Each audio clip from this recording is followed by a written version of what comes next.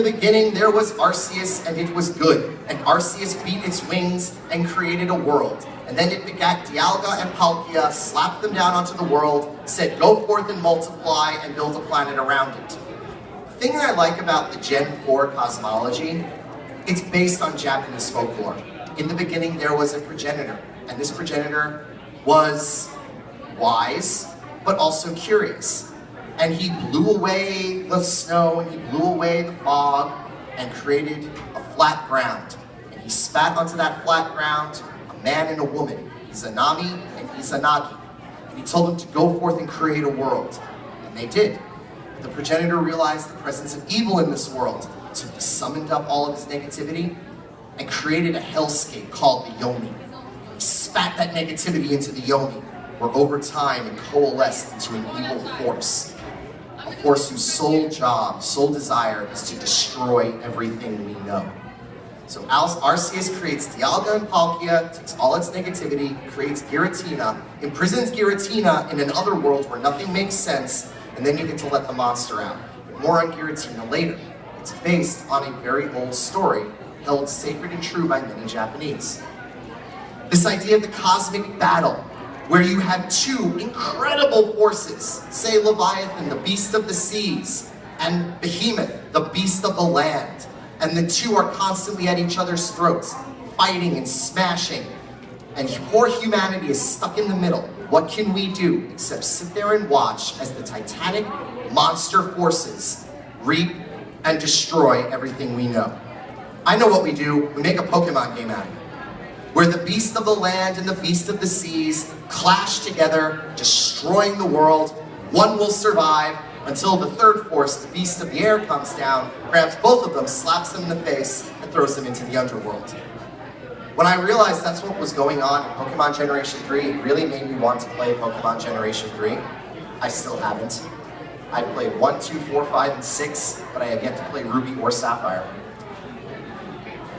This is the most heady thing I'm going to talk about. We are in New Jersey. We are near where Thomas Edison did his experiments.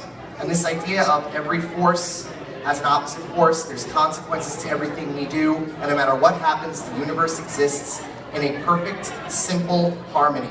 You go into Taoism, and they talk about the yin and the yang, passive energy and active energy. And they're always spinning around each other.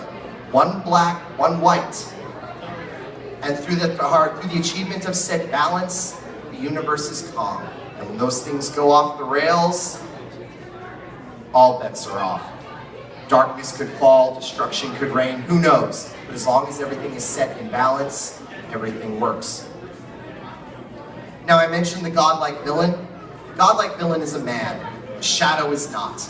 The godlike villain does bad things. The shadow is bad things. The godlike villain gives you nightmares. The shadow is the nightmare itself. This is a very psychological way of looking at things. But if you've ever had that feeling that something sinister was watching you, that's the shadow. If you've ever had that feeling that you should do something really bad but don't want to, that's the shadow poking you, prodding you, forcing you to go forward. The shadow can be dangerous.